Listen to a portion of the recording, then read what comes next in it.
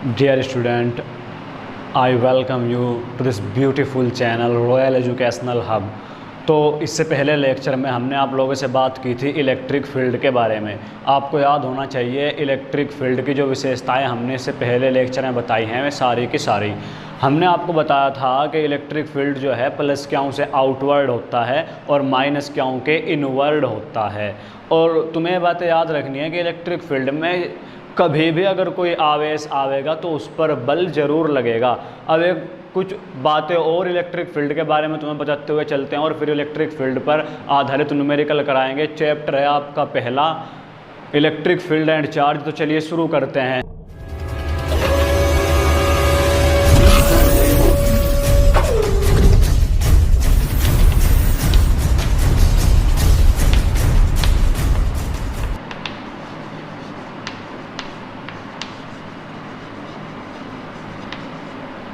तो electric field को हम कभी भी अगर पेज पर कॉपी में अपने बनाएंगे तो इलेक्ट्रिक फील्ड को हम इस प्रकार से डिनोट करते हैं। ध्यान दो, ऐसी रेखाओं से हम इलेक्ट्रिक फील्ड को दिखाते हैं।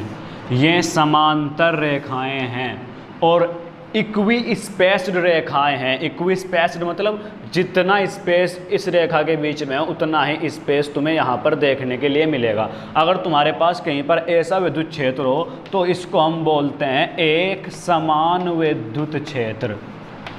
एक समान विद्युत क्षेत्र। एक समान का क्या मतलब है? एक समान का मतलब यह है कि अगर यहाँ पर तुमने इसमें कोई आवेश रखा तो जितना विद्युत क्षेत्र यहाँ पर है उतना ही विद्युत क्षेत्र यहाँ पर होगा, उतना ही विद्युत क्षेत्र यहाँ पर होगा। मतलब आवेश पे जितना बल यहाँ लगेगा उतना ही बल यहाँ लगेगा, उतना ही बल यहाँ लगेगा। मान लो हमने यहाँ पर इलेक्ट्रॉन रख दिया विद्युत क्षेत्र में, तो क्या इस पर बल लगेगा? याद रखो, इलेक्ट्रॉन आवेशित होता है। हर एक आवेशित कण पर विद्युत क्षेत्र में बल लगना ही लगना है। या मान लो हम इलेक्ट्रॉन यहाँ पर रख रहे हैं या यहाँ पर रख रहे हैं, तो क्या तीनों इलेक्ट्रॉनों पर बल बराबर होगा? बिल्कुल बराबर होगा, क्योंकि एक समान विद्युत क्षेत्र है। और अगर तुम्हारे सामने कहीं पर ऐसा विद्युत क्षेत्र आवे बना हुआ,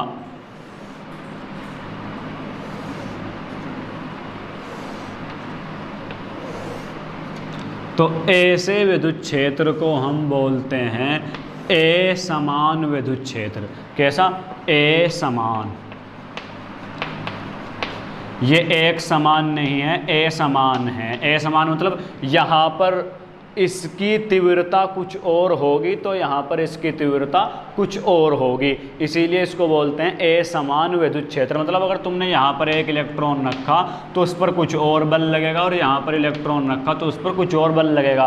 तुम्हें नजर आ रहा होगा यहाँ पर रेखाएं दूर दूर है और यहाँ पर रेखाएं करीब आती हुई जा रही है। इसका मतलब यहाँ पर विद्युत क्षेत्र दुर्बल है और यहाँ पर विद्युत क्षेत्र प्रबल है। मतलब यहाँ पर इलेक्ट्रॉन पर कम बल लगेगा और वहाँ पर इलेक्ट्रॉन पर बल बहुत ही ज़्यादा लगेगा। ऐसे विद्युत क्षेत्र को बोलते हैं असमान और ऐसे को बोलते हैं एक समान। तो अब बात करते हैं बल लगेगा किस डायरेक्शन में, मतलब बल की दिशा क्या होगी। देखो, बल एक सदिश राशि है और सदिश की दिशा होनी बहुत ज़रूरी होती है। तुम्हें पता होना चाहिए सदिश वे चीज़ें हों जिनका एक तो मैग्नीट्यूड हो और दूसरा डायरेक्शन भी हमें पता हो। मैग्नीट्यूड मतलब उनका परिमाण हो, मान हो और उनकी दिशा भी हो। अब जब भी तुम इलेक्ट्रॉन को विद्युत क्षेत्र में रखोगे तुम्हें पता होना चाहिए इलेक्ट्रॉन निगेटिवली चार्ज होता है, तो ये हमेशा विद्युत क्षेत्र के विपरीत चलेगा। विद्युत क्षेत्र के विपरीत चलेगा। अगर ये चलने के लिए स्वतंत्र है तो विद्युत क्षेत्र के विपरीत ये चलने लगेगा।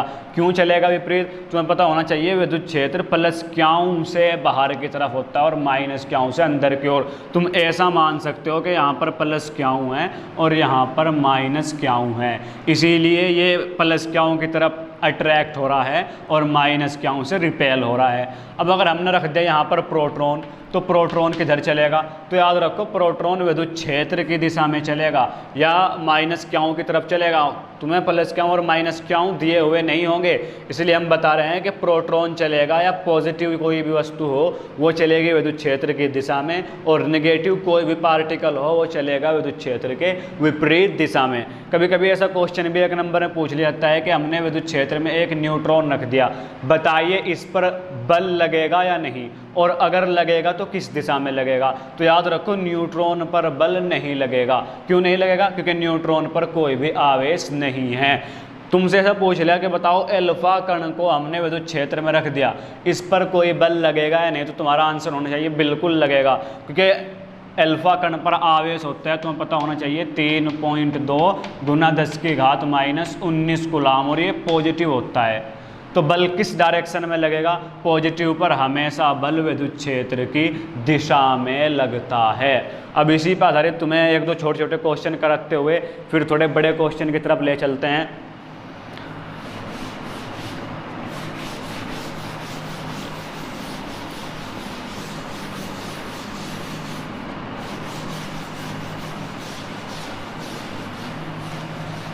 एक बहुत छोटा सा क्वेश्चन तुम्हें मोबाइल की डिस्प्ले पर भी नज़र आएगा और मैं भी बोल रहा हूँ। एक तुम्हारे पास एक समान विद्युत क्षेत्र है, एक समान यूनिफॉर्म बोलते हैं इंग्लिश में, मतलब हर जगह पर इसका परिमाण बराबर है, एक समान विद्युत क्षेत्र है। सवाल यह है कि हमने इसमें एक इलेक्ट्रॉन और एक प्रोटॉन छोड़ दिया, एक इलेक्ट्रॉन और एक प्रोटॉन छोड़ दिया। तो ये तुमसे पूछा कि बताइए इन पर लगने वाला बल बराबर होगा या नहीं। तो हमने तुम्हें बताया था कल विद्युत क्षेत्र का फॉर्मूला E बराबर F/Q। यहाँ से तुम्हारे पास बन जाएगा F बराबर Q E। इससे क्या पता लगेगा तुम्हें? इससे तुम्हें पता लगेगा कि अगर कोई भी पार्टिकल तुम विद्युत क्षेत्र में रख रहे हो तो उस पर बल कितना लगेगा, F बराबर Q E। अब क्या क्याऊ दोनों का समान है, इलेक्ट्रॉन और प्रोटॉन का? याद रखो इलेक्ट्रॉन और प्रोटॉन का क्याऊ मैग्नीट्यूड में समान होता है, मतलब परिमाण में बराबर होता है, भले ही वो विपरीत प्रकृति का हो, तो दोनों का क्याऊ बराबर है। क्या दोनों पर विद्युत क्षेत्र बराबर लगा हुआ है? याद रखो एक समान विद्युत क्षेत्र में है तो दोनों पर विद्युत क्षेत्र बराबर है। जब क्याऊ भी बराबर है और दोनों का E भी बराबर है तो क्या बल भी दोनों का बराबर आवेगा? बल एग्जैक्टली बराबर आवेगा, इलेक्ट्रॉन पर भी प्रोटॉन पर भी। क्या वो दिशा में भी बराबर होगा? क्या दोनों की दिशाएं भी एक होंगी? तो दिशाएं एक नहीं होंगी। क्यों? क्योंकि इलेक्ट्रॉन पर इधर बल लगेगा और प्रोटॉन पर बल इधर लगेगा। ये चीज़ें तुम्हें याद रखनी है। अब इसी पर आधारित तुम्हें एक दूसरा क्वेश्चन बताते हैं। तुम्हारे पास ए समान विद्युत क्षेत्र है, ए समान मतलब जिसका परिमाण बराबर नहीं होता सब जगहों पर, उसको बोलते हैं ए समान। यह एक ए समान विद्युत क्षेत्र है। इसमें हमने एक इलेक्ट्रॉन को यहाँ पर रखा और एक प्रोटॉन को यहाँ पर रखा। क्वेश्चन है कि क्या दोनों पर लगने वाले बल का परिमाण बराबर होगा? तो बल का परिमाण बिल्कुल ही बराबर नहीं होगा। क्यों? क्योंकि यहाँ पर विद्युत क्षेत्र अलग है और यहाँ पर विद्युत क्षेत्र अलग है, इसलिए दोनों पर लगने वाले बल का परिमाण बराबर नहीं होगा। कौन से पर बल ज़्यादा लगेगा? तो याद रखो प्रोटॉन जो है वो वहाँ पर है जहाँ पर रेखाएं करीब करीब हैं, और जहाँ पर रेखाएं करीब होती हैं वहाँ पर विद्युत क्षेत्र प्रबल होता है। मतलब यहाँ पर E की वैल्यू ज़्यादा है यहाँ से, मतलब अगर तुम फॉर्मूला लगाओ F बराबर क्याऊ E तो यहाँ पर E कम है, वहाँ पर E ज़्यादा है, और E डायरेक्टली प्रोपोर्शनल है F के, E समानुपाती है F के। E की वैल्यू जितनी बढ़ेगी F का मान उतना बढ़ेगा। इसका मतलब प्रोटॉन पर जो फोर्स है वो इलेक्ट्रॉन के फोर्स से ज़्यादा होगा। अब अगला क्वेश्चन ये है कि अगर तुमने एक समान विद्युत क्षेत्र में एक प्रोटॉन और एक अल्फा कण रख दिया तो कौन से पर लगने वाला बल अधिक होगा? तो ध्यान दो, ये तुम्हारे पास एक समान विद्युत क्षेत्र है, एक समान तुम्हें बता दिया, याद रखो, जिसका परिमाण हर जगह पर बराबर हो, मतलब जिसकी E जितना यहाँ पर हो उतना ही E यहाँ पर हो, इलेक्ट्रिक फील्ड इंटेंसिटी जितनी यहाँ पर हो उतनी ही यहाँ पर हो। हमने इसमें रख दिया एक प्रोटॉन और एक अल्फा कण। सवाल है कि क्या दोनों पर लगने वाले बल बराबर होंगे या नहीं? तो ध्यान दो, बल इलेक्ट्रिक फील्ड में लगने वाला होता है F बराबर क्याऊ E। क्या दोनों के क्याऊ बराबर हैं? नहीं, बराबर नहीं है। क्या दोनों के E बराबर हैं? हाँ, E बराबर है, लेकिन क्याऊ बराबर नहीं है। क्याऊ किसका ज़्यादा है? अल्फा कण का ज़्यादा है और प्रोटॉन का कम है। तो क्याऊ डायरेक्टली प्रोपोर्शनल है, तुम ऐसे लिख सकते हो F समानुपाती क्याऊ।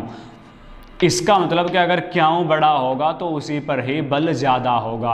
क्याऊ किसका ज़्यादा है? अल्फा कण का। तुम्हें पता होना चाहिए 3.2 गुना 10 की घात -19 कूलाम।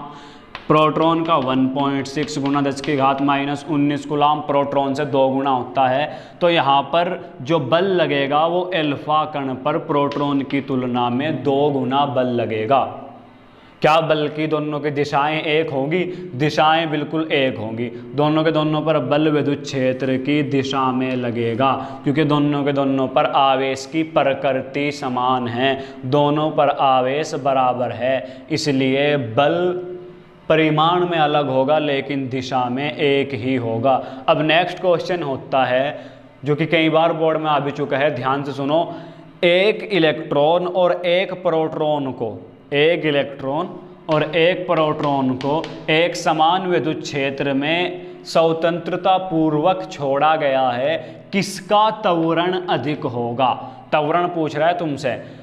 त्वरण तुम्हें पता होना चाहिए 11th क्लास में। त्वरण किसे बोलते हैं? जिन बच्चों ने 11th क्लास पढ़ी है, वेग में ज़्यादा हो जाना, कम हो जाना, वेग परिवर्तन की दर को त्वरण कहते हैं।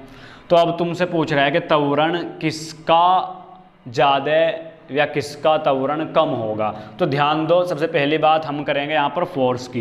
क्या दोनों पर फोर्स बराबर होगा? थोड़ी देर पहले तुम्हें बताया दोनों के क्या इक्वल हैं, तो दोनों पर फोर्स बराबर होगा। अब तुमने पढ़ा था एक फॉर्मूला F बराबर ma, Newton second law of motion.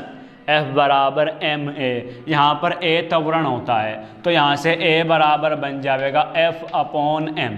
क्या दोनों पर F बराबर है? अगर कोई भी एक राशि कांस्टेंट हो तो तुम उसको हटाकर कांस्टेंट का निशान लगा सकते हो, 1/m। इसका मतलब है कि त्वरण जो है वो द्रव्यमान के व्युत्क्रमानुपाती है। व्युत्क्रमानुपाती मतलब इसकी वैल्यू जितनी ज़्यादा होगी त्वरण उतना कम होगा, इसकी वैल्यू जितनी कम होगी त्वरण उतना ज़्यादा होगा। अब यहाँ पर बात द्रव्यमान पर आधारित हो गई। अब तुम्हें पता होना चाहिए इलेक्ट्रॉन का द्रव्यमान 9.1 गुना 10⁻31 किलोग्राम, प्रोटॉन का द्रव्यमान 1.6 गुना 10⁻27 किलोग्राम। अब हमारे कुछ बच्चे तो ये भी विभेद नहीं कर पाने कि ये संख्या बड़ी है या ये संख्या बड़ी है, जबकि हमने पहले ही दिन बताया था फिजिक्स के कि mass of electron is always less then mass of proton. Electron का जो मास है वो हमेशा प्रोटॉन के मास से कम है। संख्या वो बड़ी होगी जिसकी घात माइनस में जितनी कम होगी। तो किसका द्रव्यमान अधिक है? प्रोटॉन का द्रव्यमान अधिक है, और द्रव्यमान जिसका भी अधिक होगा उसी का ही त्वरण कम होगा।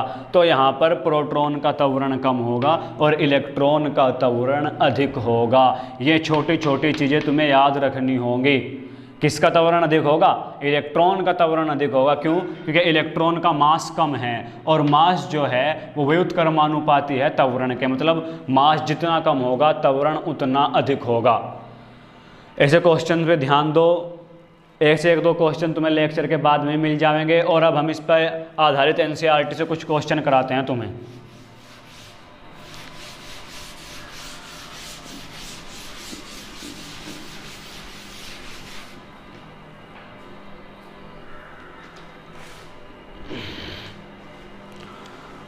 तो NCERT के 3 क्वेश्चन पिछले लेक्चर में करवा दिए गए थे, आज चौथा क्वेश्चन है।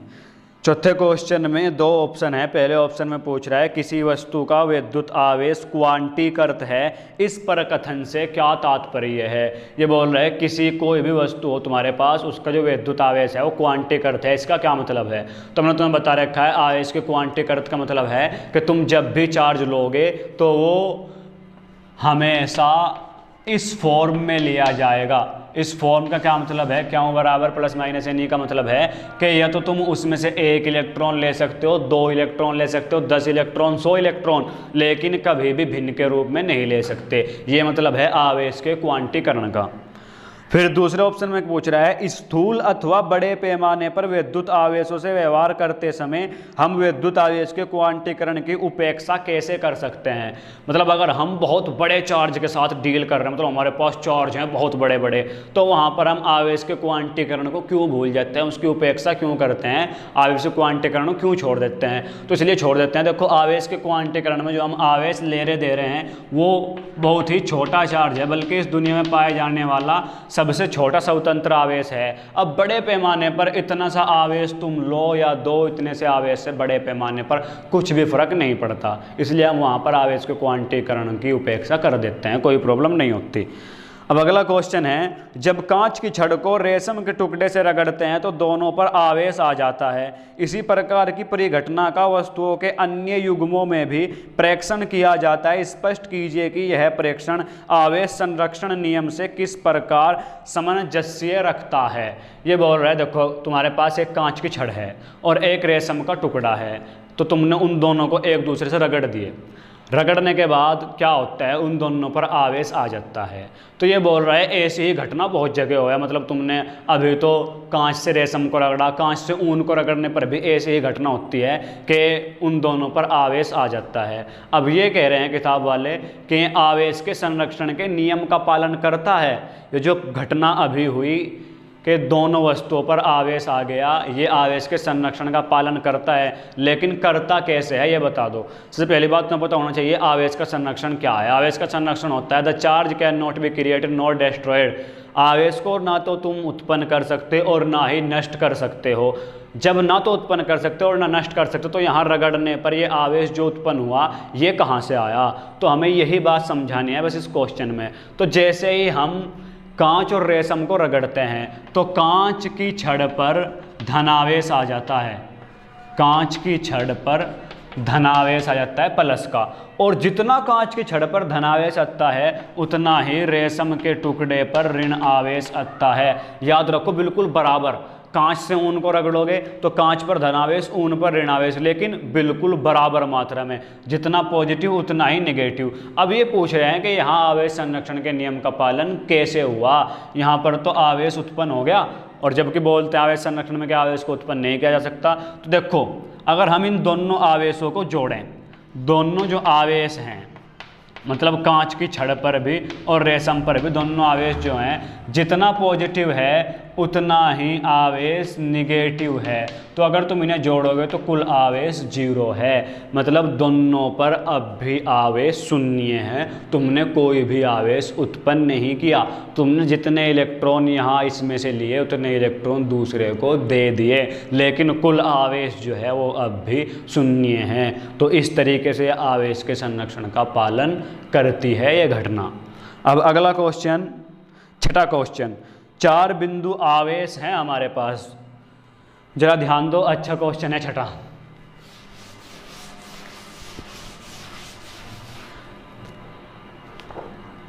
चार बिंदु आवेश क्यों ए 2 microcoulomb -5 microcoulomb 2 microcoulomb -5 microcoulomb 10 centimetre भुजा के किसी वर्ग ABCD के शीर्षों पर व्यवस्थित है।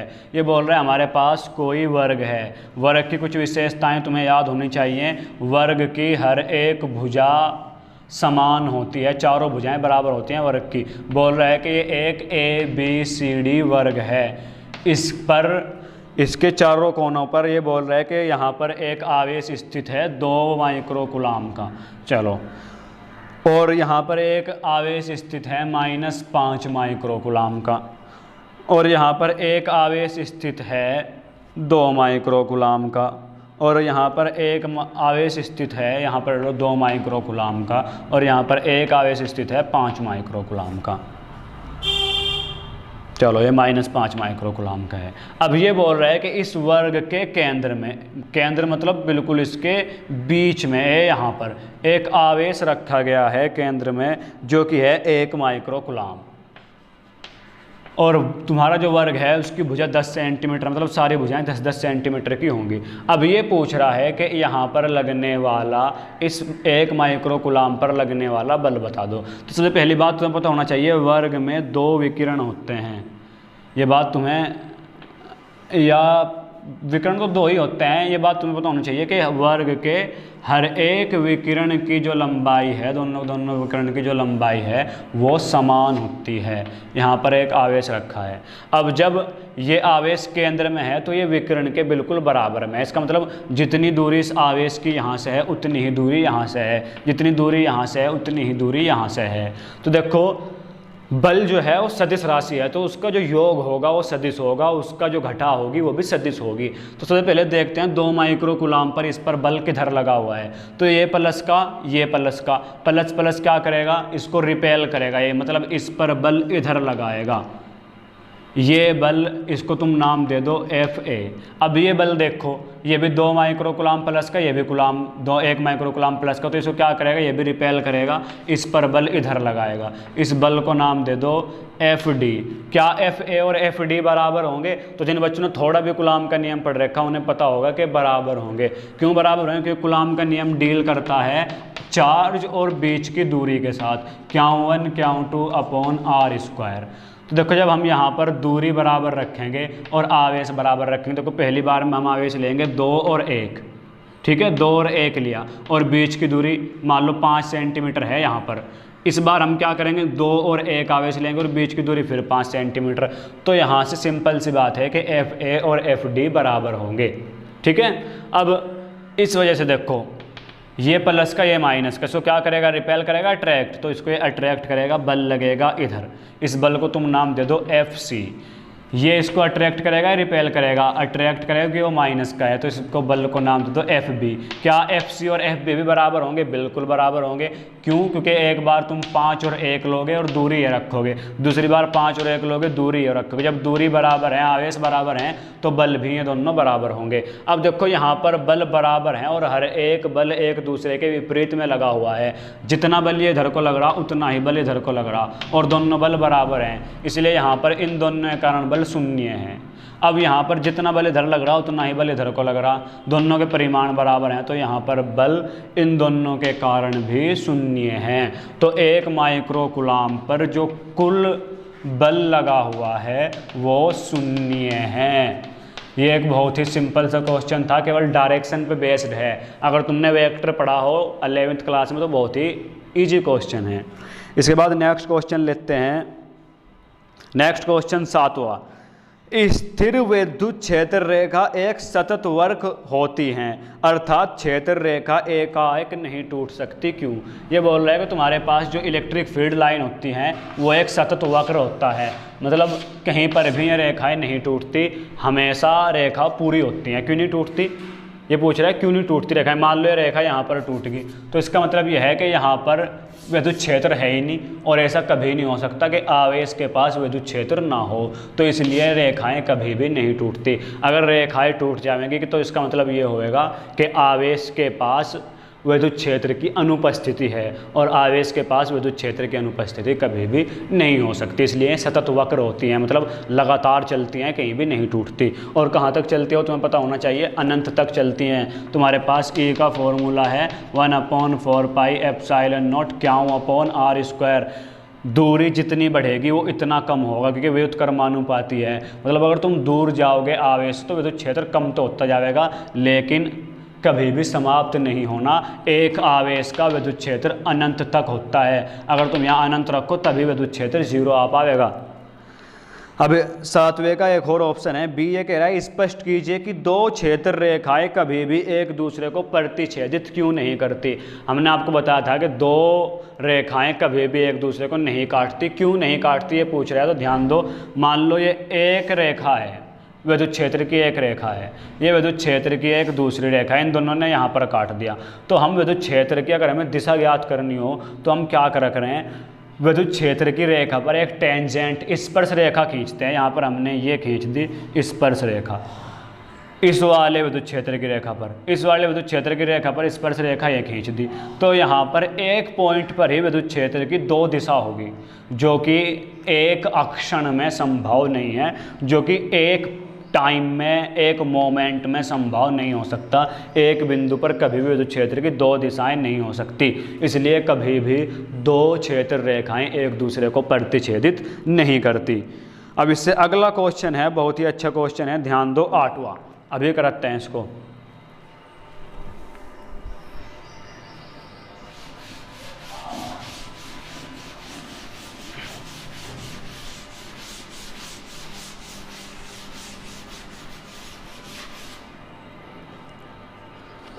आठवां क्वेश्चन, 2 बिंदु आवेश Q_A 3 माइक्रोकुलाम, Q_B -3 माइक्रोकुलाम निर्वात में एक दूसरे से 20 सेंटीमीटर की दूरी पर स्थित है। ये बोल रहा है यह Q_A एक चार्ज जिसका परिमाण है 3 माइक्रोकुलाम।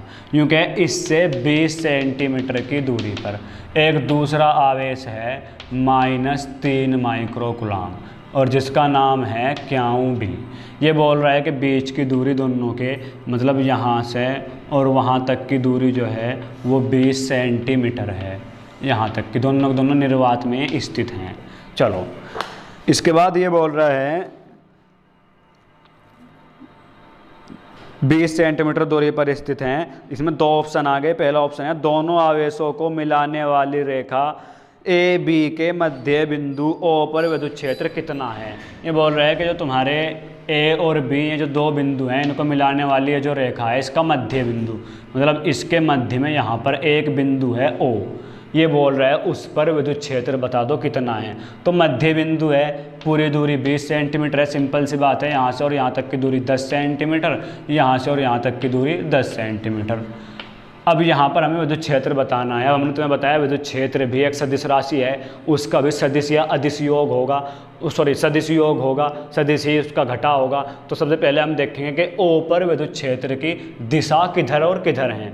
तो देखो यह है प्लस का माइक्रोकुलाम 3 माइक्रोकुलाम। प्लस के चार्ज से विद्युत क्षेत्र हमेशा बाहर की तरफ होता है, मतलब ऐसे होगा, ऐसे मतलब यहाँ पर इस बिंदु पर विद्युत क्षेत्र की दिशा ऐसे होगी। तो पता होना चाहिए प्लस क्याऊ से बाहर की तरफ होता था विद्युत क्षेत्र, तो ऐसे होगी। ठीक है। अब माइनस क्याऊ में विद्युत क्षेत्र हमेशा इनवर्ड होता है ऐसे, तो यहाँ पर विद्युत क्षेत्र की दिशा माइनस क्याऊ के कारण भी इधर ही होगी। तो एक ही दिशा है दोनों सदिशों की, जब किन्हीं 2 सदिशों की दिशा एक हो तो वे जुड़ते हैं।